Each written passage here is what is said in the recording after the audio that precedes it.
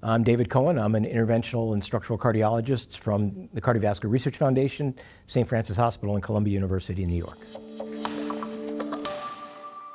What we were trying to do here is to understand how much valve disease there is out in the community and how severe it is, what valves are affected.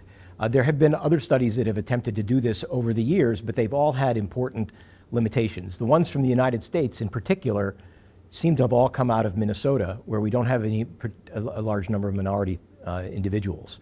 And so we don't know much about the prevalence of valve disease in minorities, which are a substantial fraction of the population in the United States.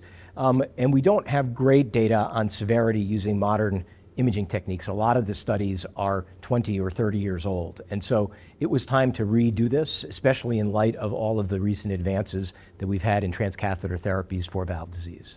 The design is actually one of the most unique aspects of the study and something I really enjoyed doing. So we did what we call a virtual or a decentralized study, meaning there were no study sites. The patients or the participants who were recruited for the study were identified by two large retail pharmacies in the United States, by CVS and by Walgreens, and they're people who had ever filled a prescription there. And then we sampled them randomly.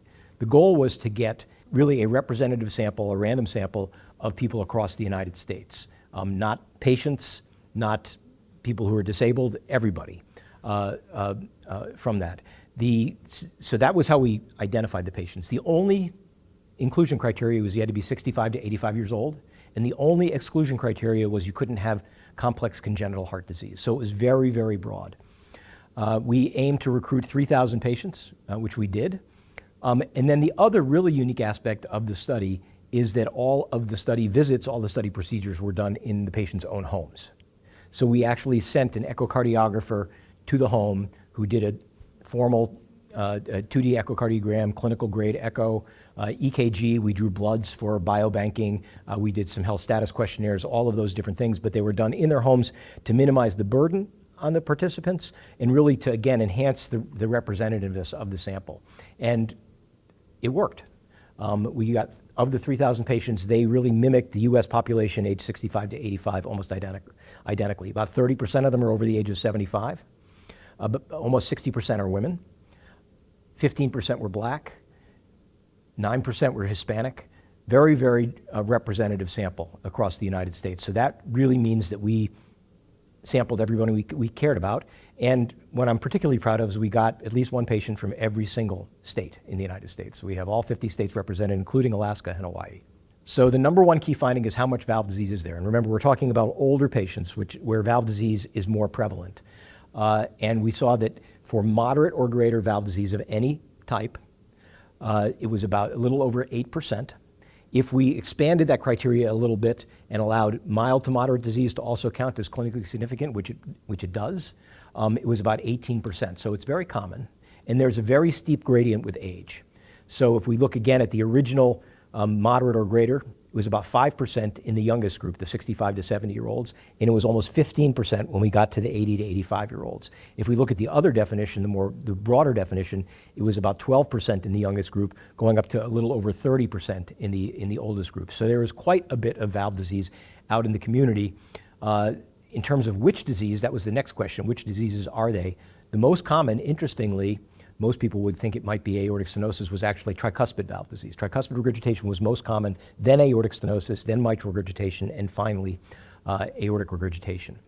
The last thing about this is that most of these patients didn't know they had it. One of the things we did in the study, if we found significant valve disease, we told the patient, we offered to contact their physician to make sure that they were plugged into care, and we did that for about 350 patients in the study. Couple of other interesting things. There has been a controversy in the United States, or a question, because we know that Black patients do not get treated as much for valve disease, and in particular for aortic valve disease. We know that the rates of valve replacement in those patients are about half of what would be predicted from their prevalence in our population. There are a few studies that had suggested there might be less aortic valve disease in Black patients. It might be something genetic. And so we looked at that, and in fact, we found the same thing. So we found that Black patients, when we age and sex adjusted, had about 20% lower risk of any valve disease, and it was all explained by differences in aortic valve disease, both aortic stenosis and aortic regurgitation. So that confirmed that. It doesn't mean that we are still, that we don't still have a problem. We are undertreating our Black patients, but it may not be quite as big a problem as we thought prior to this study. Well, they're not going to change clinical practice overnight. I think what the goal here was, really to figure out what diseases are out there and how much there is. And so the question really that we need to start wrestling with is whether we should be screening, whether we should be looking for this in people, because so many of them are unaware of it. And if so, what's a practical way to do that?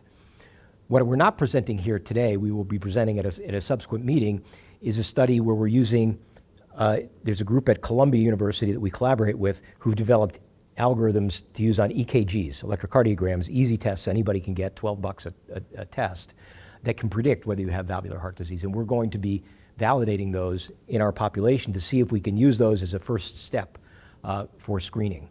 Other things that, again, might come out of this is, again, I think we need to start doing research studies to see whether treating some of these asymptomatic patients makes a difference.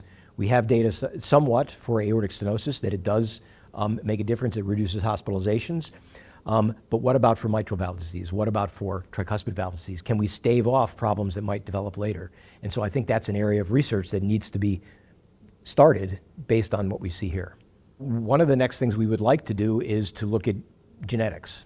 We did draw blood on a number of these participants. Almost everybody gave us permission to do that.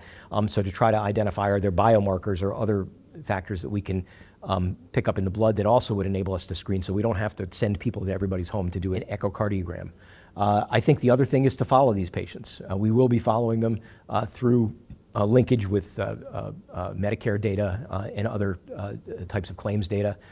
And if I get enough funding, we may be able to go back and do another echo in another 10 years or so.